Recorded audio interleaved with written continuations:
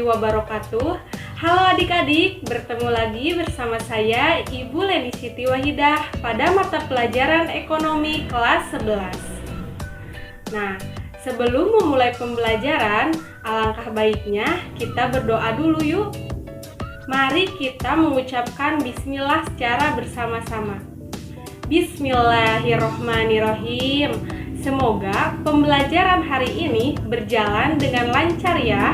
Untuk presensi hari ini, silakan kalian isi di Google Classroom. Isi tepat pada waktunya ya. Pada pertemuan minggu lalu, kita telah membahas mengenai pengertian kebijakan fiskal, tujuan dan peran kebijakan fiskal. Nah, untuk minggu sekarang, kita akan membahas mengenai fungsi-fungsi kebijakan fiskal dan instrumen dari kebijakan fiskal.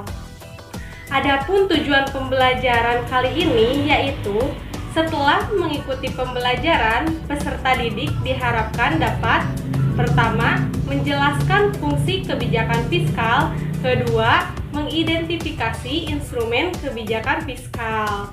Semoga kalian tetap semangat ya mengikuti pembelajaran sampai akhir. Meskipun pembelajaran kali ini dilakukan secara daring. Materi pertama yang akan kita bahas yaitu mengenai fungsi kebijakan fiskal. Ada 6 fungsi kebijakan fiskal sebagai berikut. Fungsi kebijakan fiskal yang pertama yaitu fungsi otoritas, di mana fungsi otoritas adalah ketika anggaran negara menjadi pedoman untuk mencari pendapatan dan belanja negara yang bersangkutan.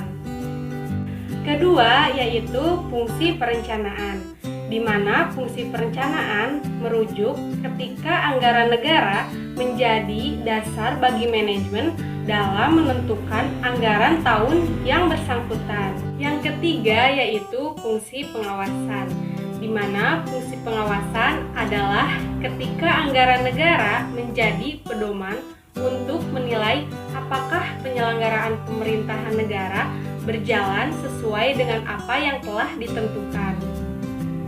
Yang keempat yaitu fungsi alokasi.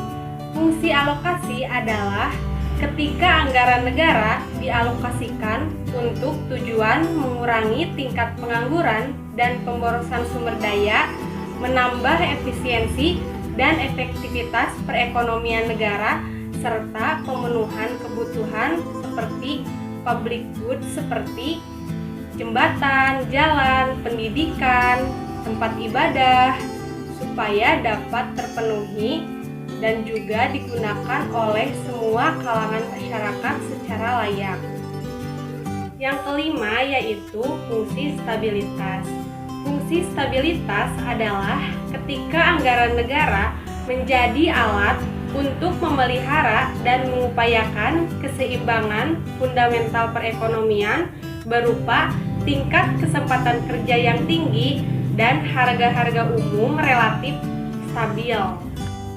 Fungsi kebijakan fiskal yang terakhir yaitu fungsi distribusi, di mana fungsi distribusi adalah kebijakan negara membuat kebijakan anggaran dengan adil dan penuh rasa kepatutan, agar pendapatan nasional dapat lebih merata untuk semua kalangan dan tingkat kehidupan. Bagaimana adik-adik? Sudah paham kan mengenai fungsi dari kebijakan fiskal? Jika sudah paham mengenai fungsi kebijakan fiskal, mari kita lanjutkan ke materi instrumen kebijakan fiskal. Instrumen kebijakan fiskal yang pertama yaitu pajak, di mana pajak sendiri memiliki pengertian kontribusi wajib oleh rakyat kepada negara yang bersifat memaksa sesuai dengan undang-undang.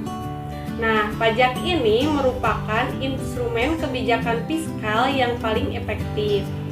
Untuk meningkatkan pembangunan, negara dapat mengatur penerimaan melalui pajak dengan beberapa cara seperti berikut ini. Cara yang pertama yaitu menaikkan pajak, di mana cara ini dilakukan dengan tujuan untuk pembatasan konsumsi dari masyarakat. Cara yang kedua yaitu menurunkan pajak, di mana cara ini dilakukan untuk meningkatkan daya beli dari masyarakat. Dan cara yang terakhir yaitu pemberian subsidi oleh pemerintah kepada masyarakat supaya ketimpangan ekonomi di masyarakat dapat berkurang. Instrumen kebijakan fiskal yang kedua yaitu belanja negara. Belanja negara adalah kewajiban pemerintah pusat yang diakui sebagai pengurangan nilai kekayaan bersih. Sudah menjadi tanggung jawab pemerintah untuk membangun infrastruktur yang memadai supaya pembangunan ekonomi bisa cepat tercapai. Maka dari itu, peranan belanja negara sebagai instrumen kebijakan fiskal adalah sebagai berikut. Yang pertama, menaikkan belanja negara dengan tujuan untuk meningkatkan pembangunan infrastruktur. Yang kedua yaitu menurunkan belanja negara dengan tujuan untuk mengatasi inflasi dan menurunkan daya beli masyarakat supaya harga barang di pasar bisa terkendali dan stabil. Yang ketiga yaitu membuka lapangan pekerjaan. Dan yang keempat yaitu meningkatkan pendapatan masyarakat. Secara umum, instrumen kebijakan fiskal dapat dikelompokkan menjadi dua. Pertama, kebijakan fiskal ekspansif.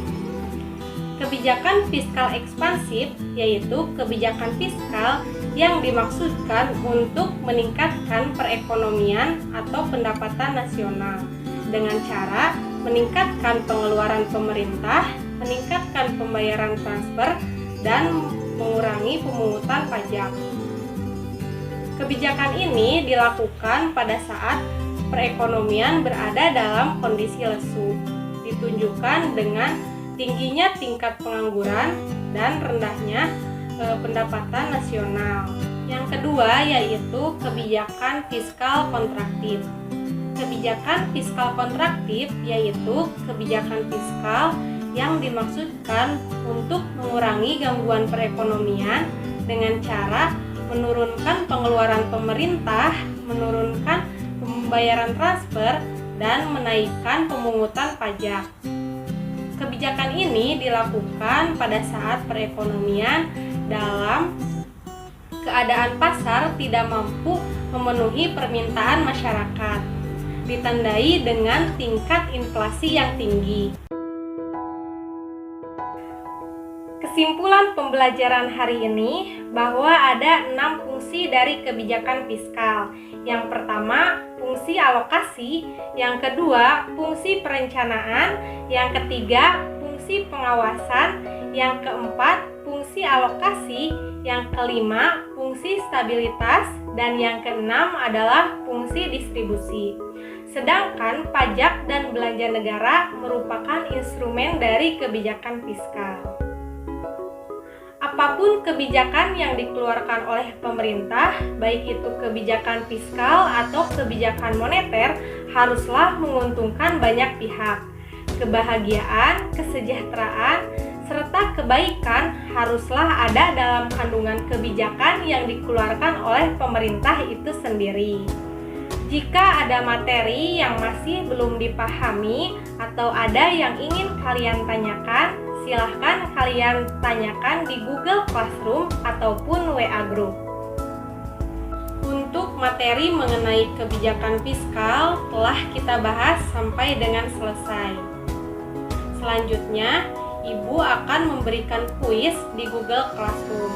Kalian kerjakan secara jujur, teliti, dan juga tepat pada waktunya. Sekian pembelajaran hari ini. Mari kita tutup bersama-sama dengan mengucapkan hamdalah. Alhamdulillahirabbil alamin. Sekian dari saya. Mohon maaf apabila terdapat banyak kesalahan. Wassalamualaikum warahmatullahi wabarakatuh.